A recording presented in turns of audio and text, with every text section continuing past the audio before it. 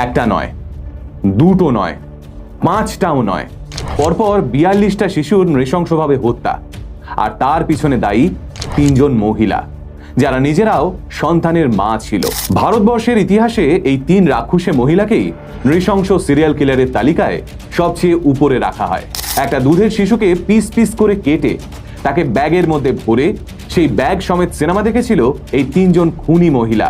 নিজেদের গণপিটুনির হাত থেকে বাঁচাতে একটা বাচ্চাকে ইলেকট্রিক পোলের গায়ে আছড়ে মারতেও এদের হাত কাঁপেনি। অথচ ভারতীয় আইন ব্যবস্থা এদের ফাঁসির সাজা শুনিয়েও পরে সেই রায় থেকে সরে আসে। নমস্কার, আমি সুজয় নীল। সিরিয়াল কিলার বলতেই আমাদের চোখের সামনে যে ছবিটা ভেসে ওঠে, আমার আজকের ভিডিওর অপরাধীদের দেখলে সেটা আপনার কোনো মতেই মনে হবে না। অথচ শাড়ি পরা এই নিপাট ভদ্র চেহারার মহিলাদের হাতেই খুন হতে হয়েছিল 42টা নিরপরাধ শিশুকে। টানা 6 বছর ধরে একটার পর একটা শিশুকে খুন করেও লোকসমাজে নিপাট ভালো মানুষের মতো মিশেছিল এই 3 রাক্ষসে মহিলা। কিন্তু ঠিক কেন এতগুলো নিরপরাধ শিশুকে খুন করেছিল এই 3 মহিলা মিলে? আর কিভাবেই বা ধরা পড়েছিল এরা? তাহলে চলুন আজ সেটাই এই ভিডিওতে জেনে নেওয়া যাক। এক ট্রাক ড্রাইভারের সঙ্গে প্রেমের সম্পর্কের জেরে নাসিক থেকে পুনেতে পালিয়ে এসেছিল অঞ্জনা বাই। স্বপ্ন ছিল সংসার করার। 1973 সালে নিজের প্রথম সন্তান রেণুকার জন্ম দেয় অঞ্জনা বাই। কিন্তু তারপরেই সেই রেণুকা এবং অঞ্জনা বাইকে ফেলে রেখে চম্পট দেয় সেই ট্রাক ড্রাইভার।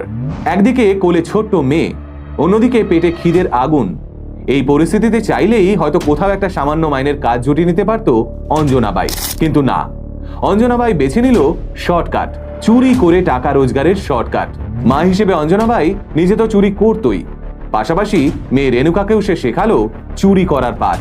এরই মধ্যে মোহন গাভিত নামক এক রিটায়ার্ড আর্মি অফিসারের সঙ্গে প্রেম হলো অঞ্জনা বাইয়ের। তারা দুজনে মিলে বিয়েও করলো। 1975 সালে অঞ্জনা বাই জন্ম দিল নিজের দ্বিতীয় সন্তান সীমাকে। তবে দ্বিতীয়বার বিয়ে করে 2 সন্তানের মা হওয়া সত্ত্বেও চুরির অভ্যেসটা কিছুতেই ছাড়তে পারল না অঞ্জনা বাই।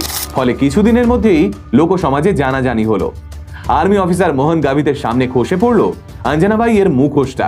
এহেন পরিস্থিতিতে লজ্জিত মোহন গাভিত পরিত্যাগ করলেন অঞ্জনা বাই এবং তার 2 সন্তানকে। ফলে খুব স্বাভাবিকভাবেই আরো একবার কঠিন পরিস্থিতির মুখে পড়তে হলো অঞ্জনা বাই, রেণুকা এবং সীমাকে।